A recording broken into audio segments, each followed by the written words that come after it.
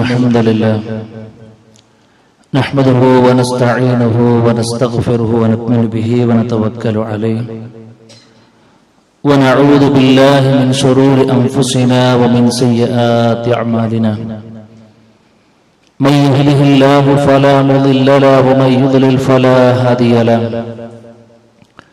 وأشهد أن لا إله إلا الله وحده لا شريك له وأشهد أن محمدا عبده ورسوله أرسله بالهدى ودين الحق ليظهره على الدين كله ولو كره المشركون اللهم صل على محمد وعلى آل محمد كما صليت على إبراهيم وعلى آل إبراهيم إنك حميد مجيد أما بعد فإن خير الكلام كلام الله وخير الهدي هدي محمد صلى الله عليه وسلم وشر الأمور محدثاتها وكل محدثة بدعة وكل بدعة ضلالة وكل ضلالة في النار أعوذ بالله من الشيطان الرجيم بسم الله الرحمن الرحيم يا أيها الذين آمنوا اتقوا الله حق تقاته ولا تموتن إلا وأنتم مسلمون يا أيها الذين آمنوا اتقوا الله وقولوا قولا سديدا يصلح لكم أعمالكم ويغفر لكم ذنوبكم ومن يطع الله ورسوله فقد فاز فوزا عظيما يا أيها الناس اتقوا ربكم الذي خلقكم من نفس واحدة وخلق منها زوجها وبث منهما رجالا كثيرا ونساء واتقوا الله الذي تساءلون به والأرحام إن الله كان عليكم رقيبا بسم الله الرحمن الرحيم ولا تستوي الحسنة ولا السيئة ادفع بالتي هي أحسن فإذا الذي بينك وبينه عداوة كأنه ولي حميم رب اشرح لي صدري ويسر لي أمري واحلل عقدة من لساني يفقهوا قولي സ്നേഹാദരണീയരായ സത്യവിശ്വാസികളെ വിശ്വാസിനികളെ സർവ്വലോകരക്ഷിതാവായ റഹ്മാനായ റബ്ബിന്റെ ആജ്ഞകളും നിർദ്ദേശങ്ങളും ജീവിതത്തിന്റെ മുഴുവൻ മേഖലകളിലും കഴിവിന്റെ പരമാവധി പുലർത്തിയും പാലിച്ചും മുന്നോട്ട് പോകണമെന്ന് പറയുന്ന എന്നോടും കേൾക്കുന്ന ഓരോരുത്തരോടും ഓർമ്മപ്പെടുത്തുകയാണ്, ഉപദേശിക്കുകയാണ്. റഹ്മാനായ റബ്ബ് അവനെ പരിപൂർണാർത്ഥത്തിൽ സൂക്ഷിച്ചുകൊണ്ട് ജീവിതം ക്രമപ്പെടുത്തി മുന്നോട്ട് പോകുന്ന യഥാർത്ഥ ഭാഗ്യവാന്മാരിൽ അള്ളാഹു നമ്മെല്ലാവരെയും ഉൾപ്പെടുത്തി അനുഗ്രഹിക്കുമാറാകട്ടെ. സഹോദരങ്ങളെ, ഒരു വിശ്വാസി തന്റെ ജീവിതത്തിൽ നിരന്തരമായി കാത്തു സൂക്ഷിക്കേണ്ട ഏറ്റവും പ്രധാനപ്പെട്ട ഒരു സ്വഭാവ ഗുണമാണ് വിട്ടുവീഴ്ച എന്ന് പറയുന്നത്. തന്നോട് മോശമായി പെരുമാറുന്നവനോടും ഉപദ്രവിക്കുന്നവനോടും പ്രയാസപ്പെടുത്തുന്നവരോടും തിരിച്ച് അതേ നാണയത്തിൽ പ്രതികരിക്കാതെ, മനസ്സിൽ പക കൊണ്ട് നടക്കാതെ, പുറത്തു കൊടുക്കാനും മാപ്പ് കൊടുക്കാനുമുള്ള ആ ഒരു മനസ്സ്, അതൊരു വിശ്വാസി തന്റെ ജീവിതത്തിൽ ആർജിച്ചെടുക്കേണ്ട ഏറ്റവും പ്രധാനപ്പെട്ട ഒരു സ്വഭാവമാണ്. അത് അള്ളാഹുവിന്റെ സ്വഭാവമായി, അവന്റെ വിശേഷണമായി റഹ്മാനായ റബ്ബ് പഠിപ്പിക്കണം. ഇന്നല്ലാഹ ലഅഫൂവുൻ ഗഫൂർ. അള്ളാഹു എല്ലാവർക്കും മാപ്പ് കൊടുക്കുന്നവനാണ്, പുറത്തു കൊടുക്കുന്നവനാണ്, വിട്ടുവീഴ്ച കാണിക്കുന്നവനാണ്. അള്ളാഹുവിനേക്കാൾ വലിയ വിട്ടുവീഴ്ച കാണിക്കുന്ന ഒരാളുമില്ല. പലപ്പോഴും ആ അള്ളാഹു അത്രത്തോളം വിട്ടുവീഴ്ച കാണിക്കുന്നത് കൊണ്ടാണ് വലിയ പരിക്കുകളൊന്നുമില്ലാതെ ഈ ഒരു സമയത്ത് നമ്മൾ ഇവിടൊക്കെ വന്നിരിക്കുന്നത്. അള്ളാഹു തന്റെ ആ ഒരു വിശേഷണം, അതിന്റെ ഒരു അംശം തന്റെ അടിമകളായ വിശ്വാസികളിൽ നിന്നും ഉണ്ടാകണമെന്നാണ് ആഗ്രഹിക്കുന്നതും അവിടുന്ന് അള്ളാഹു നമ്മളോട് കൽപ്പിക്കുന്നതും. അല്ലാഹു സുബ്ഹാനഹു വ തആല പറയുന്നുണ്ട്, ഫമൻ അഫാ വഅസ്ലഹ ഫഅജ്റുഹു അലല്ലാഹ്. അത്തരം ആളുകളെ പ്രോത്സാഹിപ്പിച്ചുകൊണ്ട് പറയാണ്, ആരാണ് പുറത്തു കൊടുക്കുന്നത്, ആരാണ് പരസ്പരം മാപ്പ് കൊടുക്കാൻ തയ്യാറായിട്ടുള്ളത്? ഫഅജ്റുഹു അലല്ലാഹ്, അവൻക്ക് ഉത്തമമായ പ്രതിഫലം റഹ്മാനായ റബ്ബിന്റെ അരികിലാണ് ഉള്ളത് എന്നാണ്. നമ്മുടെ ജീവിതം ഇങ്ങനെ മുന്നോട്ട് പോകുമ്പോൾ നമ്മൾ സ്വീകരിക്കേണ്ട ഒരു രീതിശാസ്ത്രം അല്ലാഹു സുബ്ഹാനഹു വ തആല പഠിപ്പിക്കുന്നുണ്ട്. ഞാൻ ആമുഖമായി കൊണ്ട് ഓതി വെച്ച സൂറത്ത് ഫുസ്സിലത്തിലെ 34-ാമത്തെ വചനത്തിൽ എന്താ റബ്ബ് പറയണമെന്ന് അറിയോ? വലാ തസ്തവിൽ ഹസനതു വലസ്സയ്യിഅ. പലപ്പോഴും നമ്മൾ കേട്ടൊരായത്താണ്, നന്മയും തിന്മയും ഒരിക്കലും സമമാവുകയില്ല. ഇദ്ഫഅ ബില്ലതി ഹിയ അഹ്സൻ. ഒരു തിന്മ ആരുടെ അടുത്ത് നിന്ന് നിനക്ക് ഉണ്ടാകുമ്പോ അതേ രൂപത്തിലല്ല നീ പ്രതികരിക്കേണ്ടത്, തിന്മയെ നന്മ കൊണ്ട് നേരിടൂ എന്നാണ്. ഇത് റഹ്മാനായ റബ്ബ് നമ്മളെ പഠിപ്പിക്കുന്ന വല്ലാത്തൊരു പാഠമാണ്. ജീവിതത്തിന്റെ ഏത് മേഖലകളിലും പ്രിയമുള്ളവരെ ഇത് കാത്തു സൂക്ഷിച്ചാൽ നമുക്കതുകൊണ്ട് ഉയർച്ചയും വെളിച്ചവും തെളിച്ചവും മാത്രമേ ഉണ്ടാവുകയുള്ളൂ. റബ്ബ് പറഞ്ഞതാണ്. അല്ലാഹു പറയാണ്, ഫഇദൻ ലദീ ബൈനക വബൈനഹു അദാവ കഅന്നഹു വലിയ്യുൻ ഹമീം. ഈ മെത്തഡോളജി നീ സ്വീകരിക്കാൻ തയ്യാറാണെങ്കിൽ പ്രത്യക്ഷത്തിൽ നിന്റെ ശത്രുവായ ആളുകളെ പോലെ നിനക്ക് ആത്മമിത്രമായി കൊണ്ട് മാറ്റിയെടുക്കാൻ കഴിയുമെന്ന് റഹ്മാനായ റബ്ബ് നമ്മളെ പഠിപ്പിക്കുകയാണ്. അക്ഷരം പ്രതി അനുസരിച്ചു നമ്മുടെ മുൻഗാമികളുടെ ജീവിതം എടുത്ത് പരിശോധിക്കുമ്പോൾ സുഹൃത്തുക്കളെ, വിട്ടുവീഴ്ചയുടെ മകുടോദാഹരണങ്ങളായിരുന്നു അവരുടെ ലൈഫൊക്കെ. മഹാനായ നബി കരീം സല്ലല്ലാഹു അലൈഹി വസല്ലം ഒക്കെ തീർത്താൻ കഴിയാത്ത അത്രയും, പറഞ്ഞാലും തീരാത്ത അത്രയും ഈ ഒരു വിഷയത്തിൽ നമുക്ക് മാതൃകകൾ കാണാൻ കഴിയും. അല്ലാഹുവിന്റെ റസൂൽ സല്ലല്ലാഹു അലൈഹി വസല്ലമയെ കൊല്ലാൻ ശ്രമിച്ചു, കൂട്ടരെ കൊല്ലാൻ, വകവരുത്താൻ ശ്രമിച്ചു. അള്ളാന്റെ റസൂലിന് ഏറ്റവും ഇഷ്ടമുള്ളൊരു മാംസത്തിന്റെ ഒരു ഭാഗം ഉണ്ടായിരുന്നു. ആ മാംസത്തിന്റെ ഭാഗം തന്നെ വാങ്ങി ഒരു ജൂതപ്പെണ്ണ് സൽക്കരിച്ചു. നല്ല മുന്തിയ വിഷം പുരട്ടിയിട്ടാ സൽക്കരിച്ചത്. പ്രവാചകൻ സല്ലല്ലാഹു അലൈഹി വസല്ലമയും കൂടെയുള്ള ഒരു സ്വഹാബിയും പട വിരുന്നിന് പോയി. പ്രവാചകൻക്ക് വൈബ് അറിയാത്തത് കൊണ്ട്, മറഞ്ഞ കാര്യം അറിയാത്തത് കൊണ്ട്, ഏറ്റവും വലിയ സ്വാലിഹായ നബി കരീം സല്ലല്ലാഹു അലൈഹി വസല്ലമക്ക് വൈബ് അറിയാത്തത് കൊണ്ട് താൻ നീട്ടുന്ന ആ ഒരു എടുത്ത കഴിക്കാൻ പോകുന്ന ഭക്ഷണത്തിൽ വിഷമുണ്ടെന്ന് അറിഞ്ഞില്ല. കൂടെയുള്ള സ്വഹാബി ആ ഭക്ഷണം കഴിച്ചു മരണപ്പെട്ടു. പ്രവാചകൻ തന്റെ വായിലേക്ക് വെക്കുമ്പോഴാണ് വഹി വരുന്നത് വിഷമുണ്ട് എന്ന്. ഇതറിഞ്ഞ സമയത്ത് സ്വഹാബാക്കൾ ചോദിക്കുന്നുണ്ട്, ഞങ്ങൾ അവളെ വകവരുത്തട്ട പ്രവാചകരെ, റസൂലിനെ കൊല്ലാൻ മാത്രം അവൾ ആയി എന്ന് പറഞ്ഞപ്പോൾ അല്ലാഹുവിന്റെ റസൂൽ സ്വല്ലല്ലാഹു അലൈഹി വസല്ലം ആയിക്കോട്ടെ എന്നല്ല പറഞ്ഞത്. അല്ലേ? ഇവിടെ ആലോചിക്കുകയും, നമ്മളെ കൊല്ലാൻ ശ്രമിച്ച ഒരാള്, അല്ലെ, പരിക്കേൽപ്പിച്ചവരെ കുറിച്ചല്ല പറയണത്, വാക്ക് പറഞ്ഞവരെ കുറിച്ചല്ല, പോര് പറഞ്ഞവനെ കുറിച്ചല്ല പറയണത്. സ്വന്തം ജീവിതത്തെ വകവരുത്താൻ വേണ്ടി പരിശ്രമിച്ച ഒരുത്തൻ നമ്മുടെ ലൈഫിൽ ഉണ്ടെങ്കിൽ അവനെ നമ്മൾ എങ്ങനെയായിരിക്കും നമ്മൾ അവനോട് പെരുമാറുക? അല്ലാഹുവിന്റെ റസൂൽ സ്വല്ലല്ലാഹു അലൈഹി വസല്ലം പറഞ്ഞു, വിട്ടുകളയുന്നു. തീർന്നോ? പ്രവാചകൻ സല്ലല്ലാഹു അലൈഹി വസല്ലം ഒരു അഭയം പ്രാപിച്ചുകൊണ്ട് ത്വായിഫിലേക്ക് പോകുന്ന രംഗം നമുക്ക് കാണാൻ കഴിയും. സ്വന്തം നാട്ടുകാർ പ്രബോധനത്തിന് പിന്നെ സാഹചര്യം തരാത്ത നിമിഷത്തിൽ തങ്ങളാൽ എന്തെങ്കിലും ഒരു സഹായം കിട്ടുമെന്ന് വിചാരിച്ചിട്ട് പോണത്. അവിടെ എത്തി പച്ചവെള്ളം കൊടുത്തില്ല എന്ന് മാത്രമല്ല, അങ്ങാടി പിള്ളേരുടെ കൈകളിൽ കല്ല് കൊടുത്ത് ശക്തമായ രൂപത്തിൽ എറിഞ്ഞാട്ടിങ്ങോട്ട് വിട്ടു. അല്ലാഹുവിന്റെ റസൂൽ സ്വല്ലല്ലാഹു അലൈഹി വസല്ലം ലൈഫിൽ പ്രവാചകൻ വേറെ വേദനിച്ചൊരു രംഗമായിരുന്നു അത്. ശാരീരിക വേദനകൾക്കപ്പുറത്ത് മാനസികമായ വേദന അനുഭവിച്ച് തിന്നുമ്പോ അല്ലാഹുവിന്റെ റസൂൽ സ്വല്ലല്ലാഹു അലൈഹി വസല്ലം അടുക്കിലേക്ക് മലക്കുകൾ വരുന്നുണ്ട്. പർവ്വതത്തിന്റെ ആ ഒരു നിയന്ത്രണം ഏൽപ്പിക്കപ്പെട്ട മലക്ക് വന്നിട്ട് പ്രവാചകൻ സ്വല്ലല്ലാഹു അലൈഹി വസല്ലമയോട് ചോദിക്കുന്നുണ്ട്, എന്താ, ഈ രണ്ട് പർവ്വതങ്ങളും താങ്കൾ പറയുകയാണെങ്കിൽ അവരുടെ മേലേക്ക് ഞാൻ ഇടും. അല്ലെ, ത്വായിഫ് മലമടക്കുകളാണ്. പ്രവാചകരെ, ഈ ചെയ്തതിന് എന്തെങ്കിലും ചെയ്യണമെങ്കിൽ താങ്കളൊന്ന് മൂളിയാൽ മതി. ഈ രണ്ട് പർവ്വതങ്ങളെയും ആ സമൂഹത്തിന്റെ മുകളിലിട്ട് ഞാൻ തരിപ്പണമാക്കാൻ ഞാൻ റെഡിയാണ്. അല്ലാഹുവിന്റെ റസൂൽ സല്ലല്ലാഹു അലൈഹി വസല്ലമ വാർന്നൊലിക്കുന്ന രക്തം മെല്ലെ തുടച്ച് പ്രവാചകൻ സ്വല്ലല്ലാഹു അലൈഹി വസല്ലം പറഞ്ഞു, ബൽ അർജു അൻ യുഖ്രിജല്ലാഹു മിൻ അസ്ലാബിഹിം മൻ യഅ്ബുദല്ലാഹു വഹദ വലാ യുശ്രികു ബിഹി ഷൈഅ. ഇല്ല, വേണ്ട, ഒരിക്കലും വേണ്ട. ഞാൻ ആഗ്രഹിക്കണം എന്താണെന്നറിയോ?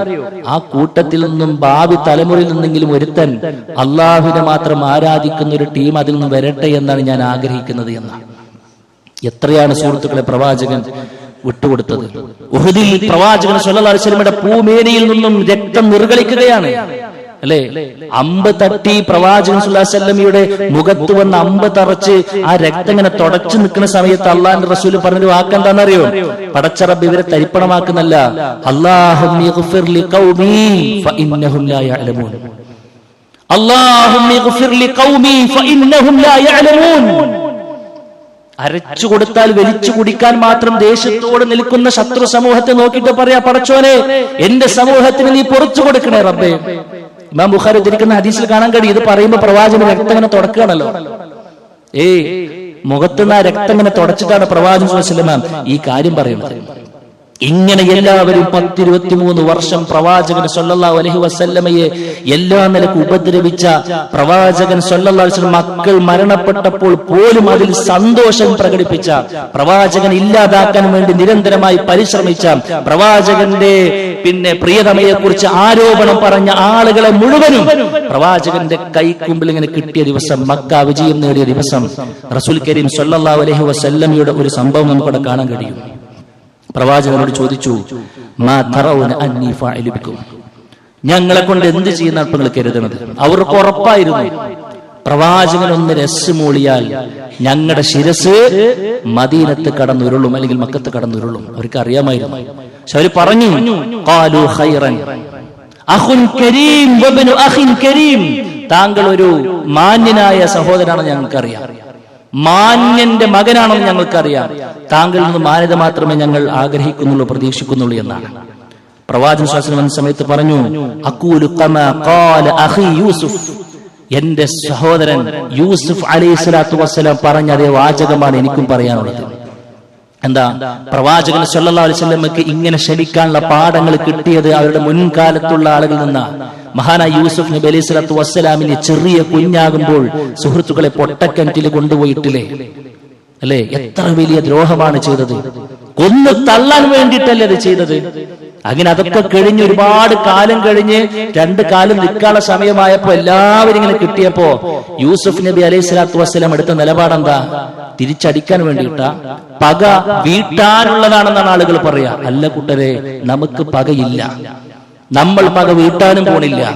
അതല്ല മുൻഗാമികളുടെ പാത നമ്മൾ മനസ്സിലാക്കുക.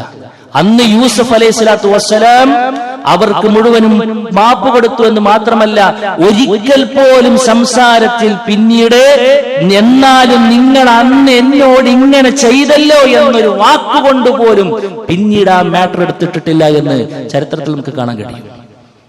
അവരാണ് എനിക്ക് മാതൃക. അതുകൊണ്ട് പ്രവാചകൻ പറഞ്ഞു, അന്ന് യൂസുഫ് പറഞ്ഞതെന്തോ അത് തന്നെയാണ് ഞാൻ നിങ്ങളോട് പറയുന്നതെന്ന്.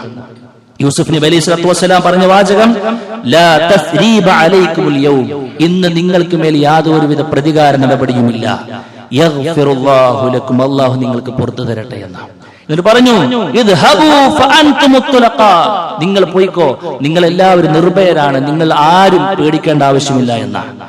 റസൂൽ കരീം സല്ലല്ലാഹു അലൈഹി വസല്ലമ അനുഭവിച്ചതിന്റെ 7 അയലത്ത് വരുന്ന പ്രയാസം സഹോദരാ ഞാൻ നിങ്ങൾ അനുഭവിച്ചിട്ടില്ല.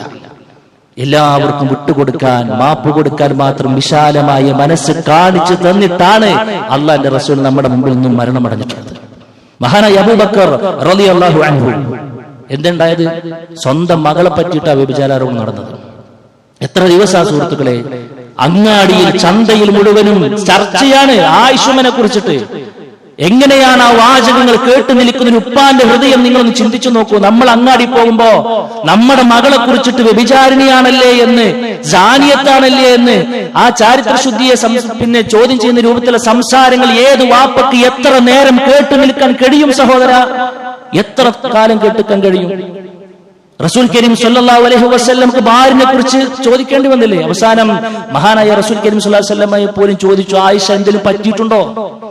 അത്രത്തോളം ചോദ്യശകലങ്ങൾ ഉയർന്ന മുൾമുനിൽ നിൽക്കുന്ന സമയത്താണ് ആയിഷ റളിയല്ലാഹുവിന്റെ നിർഭയ അവരുടെ ആ ഒരു പ്രയാസം മാറ്റിവെച്ചിട്ട് ആയത്തിറങ്ങുന്നത്. അവിടെ ചാരിത്ര ശുദ്ധിയെ വിശദീകരിച്ചുകൊണ്ട് ആയത്തിറങ്ങി. അപ്പോഴാണ് വഹി വന്നപ്പോഴാണ് കള്ളി പൊളിഞ്ഞത്. ആ സമയത്ത് ഈ വ്യഭിചാര ആരോപണത്തിന് മുൻപിൽ നിന്നൊരു മനുഷ്യൻ മിസ്തഹ് എന്ന് പറയുന്ന ആളാരാന്നറിയോ? അബൂബക്കർ റളിയല്ലാഹു അൻഹു ചെലവിനെടുത്ത മനുഷ്യനായിരുന്നു. ഇത് കേട്ട ഉടനെ തന്നെ അബൂബക്കർ റളിയല്ലാഹു അൻഹു ഏതൊരു വാപ്പെടുക്കണ നിലപാട് എടുത്തു. ആഹാ, എന്റെ കയ്യിൽ നിന്ന് ചോറ് തിന്നിട്ട് എനിക്കെതിരെ കൊത്തുകയോ, അല്ലെ? ഏത് വാപ്പാന്റെ ഹൃദയമോ ഒന്ന് പടക്കാതിരിക്കുക? അദ്ദേഹം പറഞ്ഞു, ഇനി ഞാൻ മിസ്തഹിന് ചെലവിന് കൊടുക്കൂല, ഇനി ഞാൻ മിസ്തഹിന് ചെലവിന് കൊടുക്കൂല. സുഹൃത്തെ, വല്ല തെറ്റുമുണ്ടോ? നമ്മളെല്ലാവരും എടുക്കുന്ന നിലപാടല്ലേ? തിരുത്തിയത് ആരാന്നറിയോ? റഹ്മാനായ റബ്ബ തിരുത്തിയത്. ആ നിലപാട് ശരിയല്ല അബൂബക്കർ എന്ന് പറഞ്ഞത് ആരാന്നറിയോ? നബി കരീം സല്ലല്ലാഹു അലൈഹി വസല്ലം അല്ല. ആകാശ ലോകത്ത് റഹ്മാനായ റബ്ബ് വഹയിറക്കി, വലാ യഅ്തലിൽ ഉലുൽ ഫദ്ലി മിൻകും വസ്അഅതി അൻ യുഅ്തു ഉലിൽ ഖുർബ വൽ മസാകിൻ വൽ മുഹാജിരിൻ ഫീ സബീലില്ലാഹ്. അല്ലാഹുവിന്റെ മാർഗ്ഗത്തിൽ പിന്നെ മുഹാജിറുകളായി കടന്നു വന്ന ആളുകൾക്ക് അല്ലാഹു ധനം കൊടുത്തിട്ട് ആളുകൾ ചെലവിന് കൊടുക്കുകയില്ല എന്ന് നിങ്ങൾ ആരും പറഞ്ഞു പോകരുത്. എന്നിട്ടോ അവർ മാപ്പ് കൊടുക്കട്ടെ, അവർ വിട്ടുവീഴ്ച കാണിക്കട്ടെ. എന്നിട്ട് അള്ളാഹുവിന്റെ ഒരു ആഡിങ്ങും കൂടി, എന്നിട്ട് അള്ളാഹുവിന്റെ ഒരു വാചകം കൂടി എന്താ പറഞ്ഞറിയോ? അലാ തുഹിബ്ബൂന അയ്യഗ്ഫിറല്ലാഹു ലക്കും, അലാ തുഹിബ്ബൂന അയ്യഗ്ഫിറല്ലാഹു ലക്കും. കൂട്ടരെ, നിങ്ങളുടെ അടുത്ത് എന്തെങ്കിലും പ്രശ്നങ്ങൾ വരുമ്പോഴേ അള്ളാഹ് നിങ്ങൾക്ക് വിട്ടുവീഴ്ച ചെയ്യണം നിങ്ങൾ ആഗ്രഹിക്കണില്ലേ എന്ന്. നമ്മളടുത്തൊരു മിസ്റ്റേക്ക് പറ്റി നമ്മൾ എന്താ ആഗ്രഹിക്കുക? എനിക്കത് പുറത്തരണന്നല്ലേ, ആളുകൾ എനിക്കത് മാപ്പ് തരണമല്ലേ? അങ്ങനെ ആഗ്രഹിക്കുന്ന നീ അവരെനിക്ക് വിട്ടുകൊടുക്കാതിരിക്കുക, വിട്ടുവീഴ്ച കാണിച്ചു കൊടുക്കാതിരിക്കുക എന്ന് പറഞ്ഞാൽ എത്രമേൽ പ്രശ്നമാണ്. റഹ്മാനായ റബ്ബ് പറഞ്ഞപ്പോ ആ ഒരൊറ്റ ആയത്തിൽ ഇറങ്ങിയപ്പോഴേക്കും ഈ നിലപാട് അബൂബക്കർ മാറ്റി. എനിക്കെന്റെ റബ്ബ് പുറത്തു തരണമെന്ന ഞാൻ ആഗ്രഹിക്കുന്നത്, അതുകൊണ്ട് ഞാൻ ആർക്കും എത്ര വലിയ തെറ്റും പുറത്തു കൊടുക്കാൻ റെഡിയാണെന്ന് നിലപാട് ഉറപ്പിച്ചു. ആ അബൂബക്കർ, ആ സഹോദര, നമുക്ക് മാതൃക. മഹാനായ ഹസനുൽ ബസ്രി റഹ്മത്തുള്ളാഹി അലൈഹി, താബീങ്ങളിലേക്ക് ഒരിക്കൽ നമുക്ക് കാണാൻ കഴിയും. അദ്ദേഹം ഒരു രാത്രിയിൽ പ്രാർത്ഥിക്കുകയാണ്. എന്താ പ്രാർത്ഥിക്കുന്നത് അറിയോ? അല്ലാഹുമ്മ ഇഅ്ഫു അമ്മൻ വലമനി ഫഅക്സറ ഫീ ദാലിക. അദ്ദേഹം പറയാ, രാത്രി ഇരുളിൽ നിന്ന് അദ്ദേഹം തഹജ്ജുദ് എടുക്കുന്ന സമയത്ത് പറയാണ്, പടച്ചോനെ, എന്നോട് ദ്രോഹം നടത്തി എല്ലാവർക്കും നീ പുറത്തു കൊടുക്കണേ.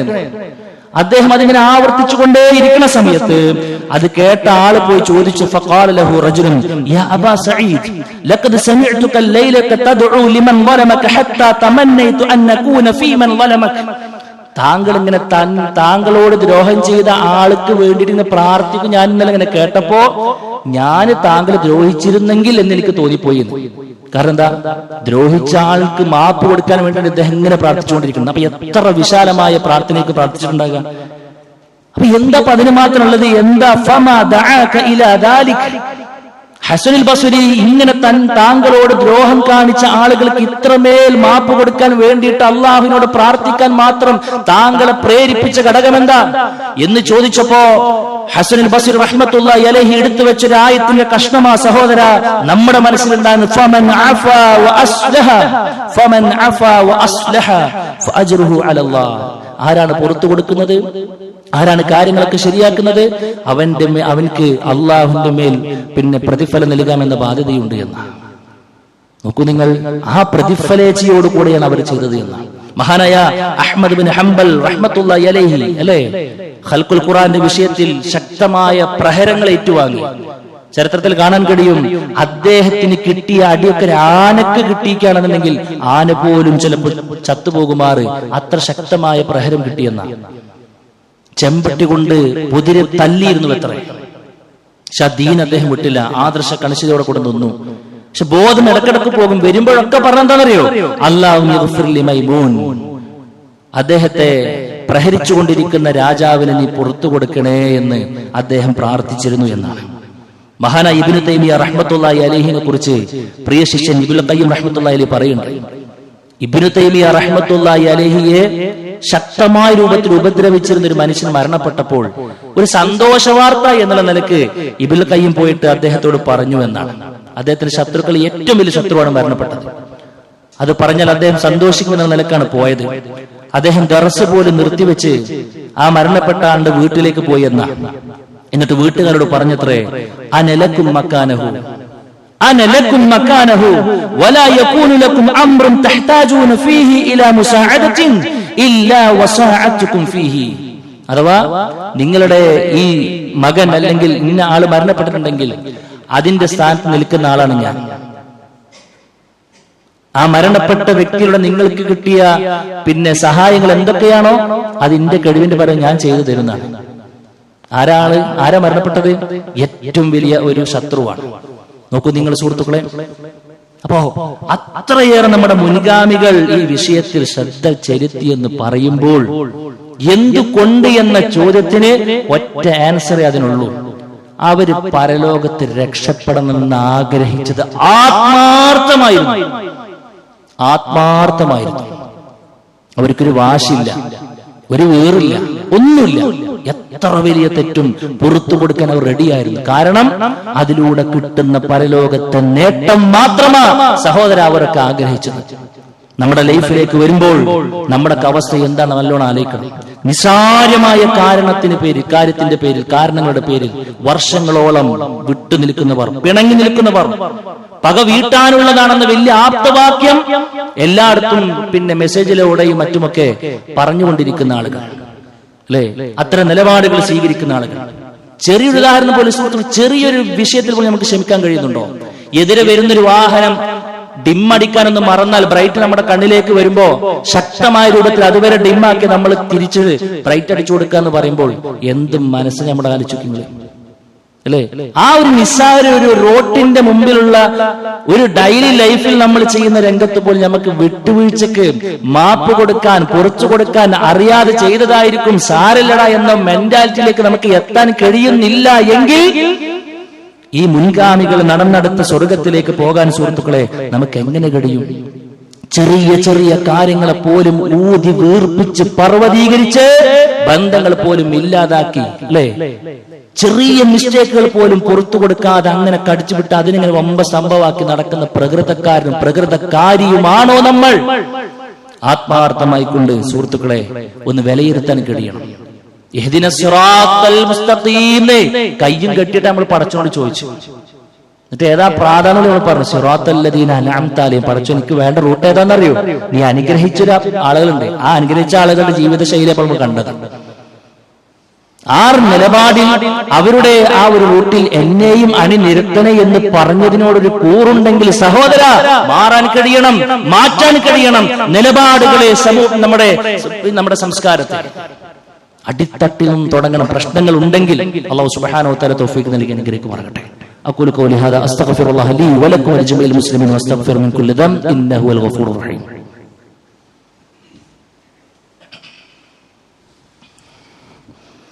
അൽഹംദുലില്ലാഹി വഹ്ദഹു വസ്സലാത്തു വസ്സലാമു അലാ റസൂലില്ലാഹി വഅലാ ആലിഹി വസഹ്ബിഹി അജ്മഈൻ. അമ്മാ ബഅദ്. അല്ലാഹു സുബ്ഹാനഹു വ തആലയുടെ വിധികളും വിലക്കുകളും മാനിച്ചുകൊണ്ട് ജീവിക്കണമെന്ന് വീണ്ടും വീണ്ടും ഓർമ്മപ്പെടുത്തുന്നു. സുഹൃത്തുക്കളെ, വിട്ടുവീഴ്ചയുടെ വിഷയത്തിൽ നബി കരീം സല്ലല്ലാഹു അലൈഹി വസല്ലമ ആറ്റിക്കുറുക്കിയ ഒരു വാചകം നമ്മൾ കേൾപ്പിച്ചു. മഹാനായ ഉഖ്ബത്ത് ബിൻ ആമിർ റളിയല്ലാഹു അൻഹുവിന് അദ്ദേഹം നൽകിയൊരു ഉപദേശത്തിൽ ഈ വിഷയം എങ്ങനെ ഹാൻഡിൽ ചെയ്യണം, നമ്മുടെ ലൈഫിൽ അത് എങ്ങനെ നമ്മൾ കൊണ്ടുവരണം എന്ന് കൃത്യമായി കൊണ്ട് പഠിപ്പിക്കുന്നുണ്ട്. യാ ഉഖ്ബത്ത് ബിൻ ആമിർ അല്ലയ ഉഖ്ബ സുൽമൻ ഖതഅക, നിന്നോട് ബന്ധം വിച്ഛേദിച്ചവരോട് നീ ബന്ധം പുതുക്കണം എന്നാണ്.